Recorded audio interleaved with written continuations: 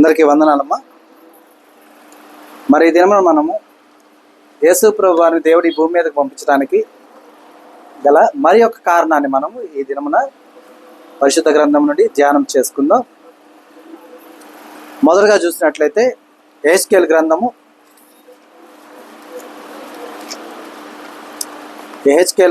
36వ అధ్యాయము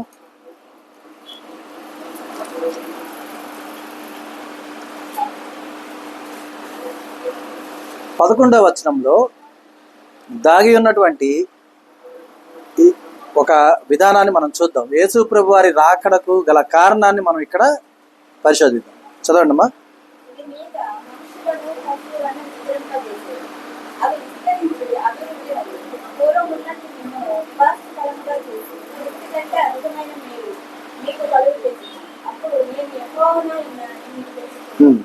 చివరి వచనాన్ని ఒక్కసారి మనం గమనిస్తే కనుక, మునుపటి కంటే అధికమైన మేలు మీకు కలుగజేసేదను, అప్పుడు నేను యెహోవానై ఉన్నానని మీరు తెలుసుకుందురు.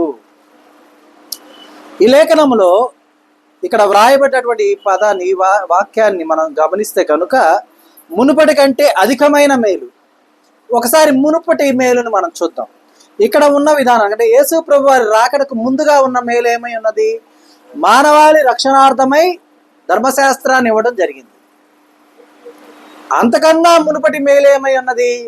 అబ్రహాము గారిని నడిపించిన విధానము, సున్నతి పొందుట విధానము. అంతకన్నా మునుపటి మేలేమై ఉన్నది? ఆదాముతో దేవుడు నడిచిన విధానాన్ని మనం గమనించాం. అయితే ఇక్కడ మునుపటి కంటే అధికమైన మేలు మీకు కలుగజేసేదను. ఆదాము గారి దగ్గర నుంచి మనం స్టార్ట్ అవుతాం. ఆదాము గారి దగ్గర సాక్షాత్తు దేవుడే సాయంకాల సమయమున ఆయనతో ముచ్చటిస్తూ, ఆయనతో మాట్లాడుతూ, సంభాషిస్తూ ఉండగా కూడా నరుడు తప్పిపోవాల్సిన వాడై ఉన్నాడు. అంటే ఆ మేలు, దేవుడే డైరెక్ట్గా మాట్లాడుతున్న మేలు నరుడు ఉపయోగించుకోలేకపోయాడు. తరువాత సున్నతి పొందుట అనేటటువంటి ఒక నిబంధనను ఏర్పాటు చేసినా కూడా నరుడు ఆ మేలును కూడా సరిగా ఉపయోగించుకోలేకపోయాడు. అలాగే ధర్మశాస్త్రాన్ని దేవుడు ఇచ్చాడు. ధర్మశాస్త్రానుసారమైనటువంటి 10 ఆజ్ఞల విషయమై నరుడు ఆజ్ఞలను అనుసరించాలని, గైకొనాలని దేవుడు చెప్పి ఉన్నాడు. ఆ విషయమందు కూడా నరుడు తప్పిపోయిన వాడై ఉన్నాడు. అయితే ఇప్పుడు మునుపటి మేలులన్నీ కూడా నరుడు తన స్వయంగా నడవలసిన త్రోవై ఉన్నది. అయితే ఆ నడవలసిన త్రోవ సైతము నరుడిని రక్షించలేకపోతూ ఉండగా, అంటే ఎట్లా అంటే, మనము చిన్నప్పుడు చిన్న పిల్లవాడు ఒకరి చేయి పట్టుకొని నడుస్తాడు, తప్పట అడుగులు వేసే వయసులో, అవునా? మరి మునుపటి మేలు తప్పట అడుగులు వేసేటప్పుడు ఒకరి ఆసరా అనుకుందాం, పట్టుకోవటం, ఓకేమ్మా. మరి తర్వాత తన కాళ్ళ మీద తను నిలబడి తను వెళ్ళాలనుకున్న చోట్లకల్లా వెళ్తూ ఉండగా మరలా వృద్ధాప్యమందు ఇంకొకరి అవసరం ఏర్పడింది, అవునా కదా? ఇక్కడ ఈ విషయాన్ని గమనించండి. ఒక వృద్ధునికి, నడవలేని వృద్ధునికి ఆసరాగా ఇంకో వృద్ధుడు సరిపోతాడా? వృద్ధుడు సరిపోతాడమ్మా? సరిపోడు కదా. ఎవరు కావాలి? యవ్వనుడు కావాలి, యవ్వనస్తుడు కావాలి, బలమైన వాడు కావాలి, నిత్య తేజస్సు ఉన్నవాడు కావాలి.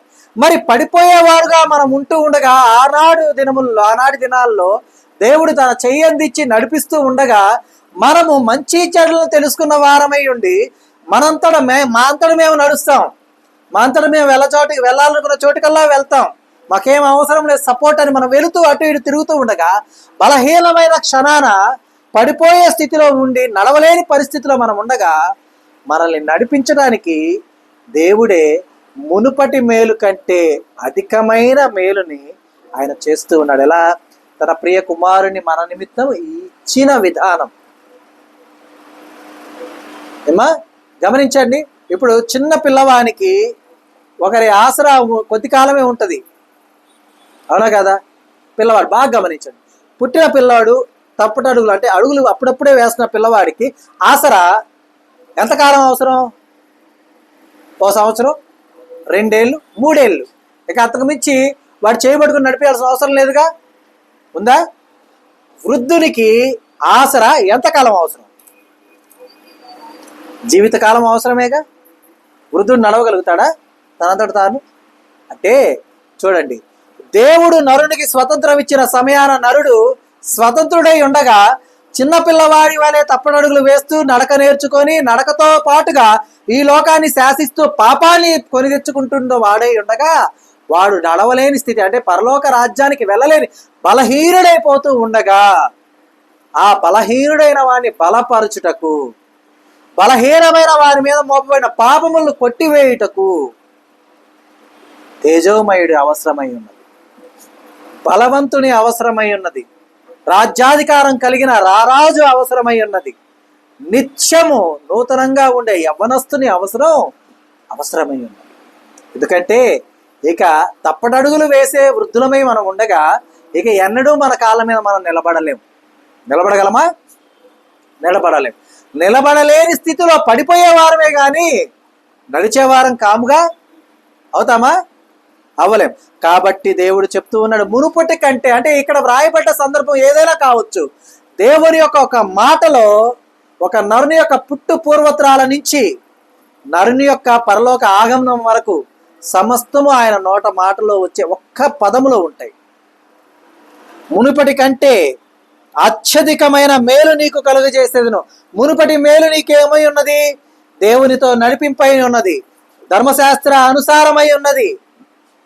వాటిని నువ్వు నీ బలహీనమైన విధానంతో నెరవేర్చలేకపోయావు. వాటిని నెరవేర్చుటకు నీ కుమారుగా తన ప్రియ కుమారుని పంపించాడు. అర్థమైందమ్మా? ఎవరిని పంపించాడు? నీ కుమారుగా తన ప్రియ కుమారుని పంపించాడు. అందుకే తన ప్రియ కుమారుడు అంటూ ఉన్నాడు, ధర్మశాస్త్రాన్ని నేను కొట్టివేయడానికి రాలా. అవునా కదా? ధర్మశాస్త్రాన్ని కొట్టివేయడానికి వచ్చానన్నాడా? నెరవేర్చడానికే నేను వచ్చానన్నాడు. అర్థమైందా? మన విషయమై ధర్మశాస్త్రాన్ని యేసయ్య నెరవేర్చడానికి ఈ భూమి మీదకి వచ్చాడు. ఎందుకు ఈ భూమి మీదకి వచ్చాడంటే మునుపటి కంటే అధికమైన మేలు నీకు కలుగు చేసేదనని దేవుడు చెప్పిన మాట ఉంది కదా. మాట ఇచ్చిన దేవుడు తప్పుతాడా? భూమి గతించినేమో గాని, ఆకాశమైనా గతించినేమో గాని నా మాట గతించదన్నాడు. పర్వతాలు మెట్టలు తత్తరిల్లవచ్చును, నా మాట నెరవేరక మానదన్నాడు దేవుడు. మరి చూడండి, మరి మనము మన సంరక్షణార్థమై మన బలహీనత యందు తన శక్తిని పరిపూర్ణము చేస్తూ మన చెయ్యి పట్టుకొని పరలోక రాజ్యానికి నడిపిస్తున్నటువంటి యేసయ్య, ఆ చెయ్యి పట్టుకోవటానికి కలిగిన అవకాశమే ఈ శుభ శుక్రవారం. తెలుసా?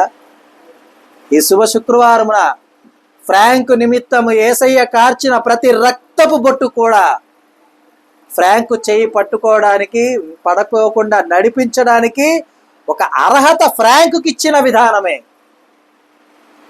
అంటే ప్రతి ఒక్కరు మనలో మనందరికీ ఇచ్చిన విధానమే. ఎందుకంటే మునుపటి కంటే అత్యధికమైన మేలు నీకు కలుగజేసేది. ఏంటి అత్యధికమైన మేలు? నీ రక్తము చిందు నిమిత్తము నా రక్తము చిందించుట. అదేనమ్మా? నీ శిరస్సున ఉంచవలసిన ముళ్ళ మకుటము నిమిత్తము నా శిరస్సున ఉంచబడుట. నీ వీపున కొరడా దెబ్బల బదులు నా వీపు గాయాలవుతాం. అర్థమవుతుందా? మరి ఇవన్నీ శుభ శుక్రవారం నా యేసయ్య శిలువ యాగము గావించి నెరవేర్చినది మునుపటి కంటే అత్యధికమైన మేలు కాదా? అవునా కాదా? ఇక యేసయ్య విషయాన్ని మనం అలా పక్కన పెడితే ఇక నరునికి రక్షణ ఎక్కడుంది చెప్పండి? ఉందా? మునుపటి కంటే అత్యధిక మేలు ఉందా? ఉందమ్మా? ఇక ఇంతకన్నా తన ప్రియ కుమారుని ఇయ్యటానికన్నా దేవుడు చూపించగలిగిన, చేయగలిగిన మేలు ఇంకోటి ఏమైనా ఉందా? కత్తికి కత్తి, కంటికి కన్ను, పంటికి పన్ను. అంటే నీ కంటి కొరకు, నీ పంటి కొరకు, ఏమా నీ ఆలోచనల కొరకు, వీటన్నిటి నిమిత్తం మరలా ఇంకొకటి అంటే కంటికి కన్ను, పంటికి పన్ను. అద్దం ముందు నిలబడి మన కంటిని మనం గుచ్చుకున్నాం అనుకోండి, వాస్తవానికి ఏమవుతుంది? మన కన్ను దెబ్బ తగులుతుంది కదా, అవునా కదా? అద్దం ముందు నిలబడి నీ వేలుతో అద్దంలో ఉన్న కంటిని గుచ్చావనుకో, నీ కంటికి గాయమైద్దా? కానీ కంటిని గుచ్చావా లేదా? కానీ అద్దంలో ఉన్న కన్ను యేసయ్య, అది గమనించాడు. అర్థమవుతుందా? నా కంటికి అవ్వాల్సిన గాయము అద్దంలో నేనేం చేశాను? గుచ్చాను నా కంటినే. కానీ వాస్తవానికి నేనేమనుకుంటున్నాను? నా కంటికి ఇక పడాల్సిన శిక్ష అని చెప్పి నేను గుచ్చుతూ ఉన్న అద్దంలో చూసుకుంటూ, నన్ను నేను చూసుకుంటూ. కానీ వాస్తవానికి అక్కడ ఉంది అద్దమే అన్న ఆలోచన నాకుంది. కానీ అది అద్దము కాదు, నీ నిమిత్తం నిలబడింది నేను అని యేసయ్య చెప్పటానికి, చేయటానికి, నిరూపించడానికి కలిగిన పరిణామమే మునుపటి కంటే అత్యధికమైన మేలుని నీకు నేను కలుగు చేస్తాను. అప్పుడు నీవు అనుకుంటావు ఏమని?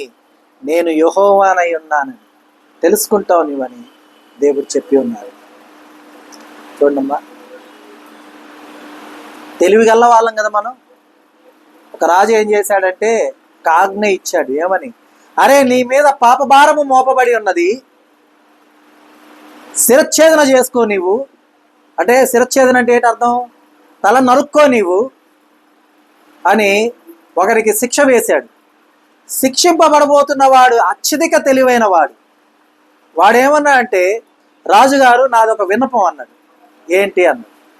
మీ కనుల ఎదుట నా శిరచ్ఛేదం చేస్తాను నేను, కానీ నా ఒంటి మీద గాయం కూడా కాకుండా నేను రక్షించబడ్డాను అనుకోండి, ఇక మీరు నన్ను శిక్షించకూడదు అన్నాడు. ఓకేనా? అదేంటి అన్నాడు. అంటే మరి నేను పుట్టక ముందు నా మీద మోపబడ్డ నేరము కదా అది, మరి దానికి నేను ఎలా శిక్ష అనుభవిస్తాను అన్నాడు. అరే బాగుంది, నువ్వు పుట్టక ముందు నీ మీద నేరం ఉన్నది కాబట్టి కరెక్టే, పాపం ఉన్నది. కానీ నువ్వు పుట్టాక కూడా తెలిసి చేసిన పాపాల నిమిత్తము కదా, రెండింటి నిమిత్తము కదా నేను శిక్షిస్తున్నాను అన్నాడు. అయితే నేను పుట్టక ముందు ఉన్నటువంటి పాపాన్ని నేను అంటే తీసివేసుకోవడానికి నాకు ఒక అవకాశం ఇవ్వండి అన్నాడు. పుట్టాక నేను పాపం చేసి ఉన్నాను కదా, ఆ పాపానికి శిక్ష నేను వేసుకుంటా, మీ కన్నుల ఎదురు శిరచ్ఛేదన చేస్తా, కానీ నా ఒక గాయం కూడా నా మీద కాకుండా నేను బ్రతుకుతా. అయితే నా మీద మోపబడ్డ పాప దోషములు పోగొట్టుకోవడానికి అవకాశం అన్నాడు. రాజు ఆజ్ఞ ఏంటి? శిరచ్ఛేదన. అంటే తల తెగి అవతల పడాలా. యువతలు ఉన్నవాడి ఆలోచన ఏంటి? రాజు కన్నుల ఎదుట శిరచ్ఛేదన చేస్తా, కానీ నేను బ్రతికి బట్టకట్టాలా. సరే, నీ కోరిక నేను తీరుస్తాను, నీవు బ్రతికితే నిన్ను ఇక నేనేమి చేయను అన్నాడు. ఏమా, ఇక ఏమి చేయను అన్నాడు. అయితే నాకు కొన్ని షరతులు ఉన్నాయి రాజుగారు అన్నాడు ఆయన. ఏంటా షరతులు అన్నాడు. నేను చెప్పింది చెప్పినట్టు నాకు ఇవ్వాలి, మీ కళ్ళు ఎదుట ఆ శిరచ్ఛేదన చేసి చూపిస్తా అన్నాడు. సరే కానీ అన్నాడు. ఇక ఆయన ఇందాక మనం అనుకున్నాం కదా అద్దంలోకి చూసుకోవడం అని, ఒక అద్దాన్ని తెప్పించండి అన్నాడు. ఎదురుగా అద్దాన్ని పెట్టుకొని రాజుగారి ఎదురు నిలబడి అద్దంలో శిరస్సు ఎక్కడ దాకా ఉందో అక్కడ దాకా ఖండించేశాడు అద్దాన్ని. అంటే అద్దంలో ఉన్న శిరస్సుని ఖండించేశాడు. రాజుగారు ఓకే అన్నారు. రాజుగారి ఆజ్ఞ ఏంటి? తల తెగి పడాల. ఆడ తల తెగి పడింది, అది వీడి కళ్ళకి కనపడలా. ఎవరి కళ్ళకి? పాపభారం మోస్తూ అత్యంత తెలివిగలవాడిని అని చెప్పి మాట్లాడాడు కదా, అద్దం తెప్పించుకున్న శిక్షింపబడాల్సిన వాడు. వాడి కళ్ళకు కనపడలా తెగిపడ్డ శిరస్సు, కానీ రాజుగారి కళ్ళకు కనపడది తెగిపడ్డ శిరస్సు. అర్థమైందా? మరి నీ మీద మోపబడ్డ పాప భారాలు ఈనాటితో పోయినాయి. ఇక నీవు పాపము చేస్తే ఇక పాపదోషానికి తప్పదు శిక్ష అని చెప్పి పంపించాడు. అయితే వీడు అనుకున్నాడు నేను శిరచ్ఛేదన చేసిన అద్దంలో ఉన్న నా తలని అని, కానీ నిజానికి ఆడ తెగిపడ్డది యేసయ్య తల అన్న సంగతి రాజుగారికి మాత్రమే తెలిసింది. కానీ నిజంగా అద్దం అవతల తెగిపడ్డ తలని చూస్తే కదా మారు మనసు కలిగేది. కానీ మనం ఏం చేస్తున్నాం? మనకు అద్దము తెలుసు, అద్దం అవతల ఎవరి తలను మనం నరికామో తెలుసు, శిరచ్ఛేదన కలిగిన శిరస్సుకు నుండి కారుతున్న రుధిరము తెలుసు, అన్నీ తెలుసు. అయినను మరలా మనం ఏం చేస్తున్నాం? లోకంలోనే ఉండిపోతున్నాం. కాబట్టి మనల్ని మనం స్వపరిశీలన చేసుకోవాలి. రాజుగారు మనకంటే తెలివిగలవారన్న సంగతి తెలుసుకోవాలి. కానీ మన కోరిక నెరవేర్చుటకు యేసయ్య తన శిరస్సును మన ఖడ్గానికి అప్పచెప్పాడని గమనించాలి. అర్థమైందా? కాబట్టి మనము చేస్తున్న పాపాలు, మనం చేస్తున్న తప్పులు, పొరపాట్లు మనం గమనించాల్సిన విషయం ఏంటంటే, అద్దం ముందు నిలబడి చేస్తున్నాము. అద్దానికి గాయం చేస్తే సరిపోయింది కాదు. ఆ అద్దములో ఉన్నటువంటిది నీ ప్రతిబింబం అని నువ్వు అనుకుంటున్నావు, కానీ నిన్ను కన్న తండ్రి ప్రతిబింబం అన్న సంగతిని మనం గుర్తించాలి.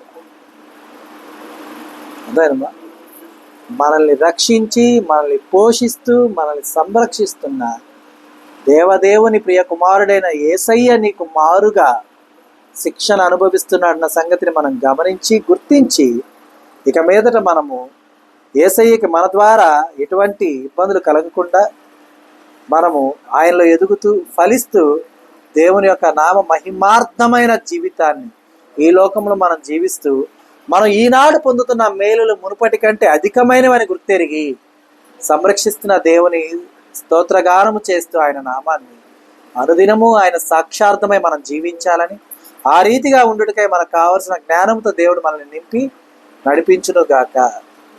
ఆమెన్. దినము దేవుడు మనకు అనుగ్రహించిన తన సత్యవాక్కును బట్టి దేవునికి కృతజ్ఞతాస్తుతులు చెల్లిస్తున్నాను. దేవుడు తన వాక్యమును దీవించునుగాక. ఆమెన్.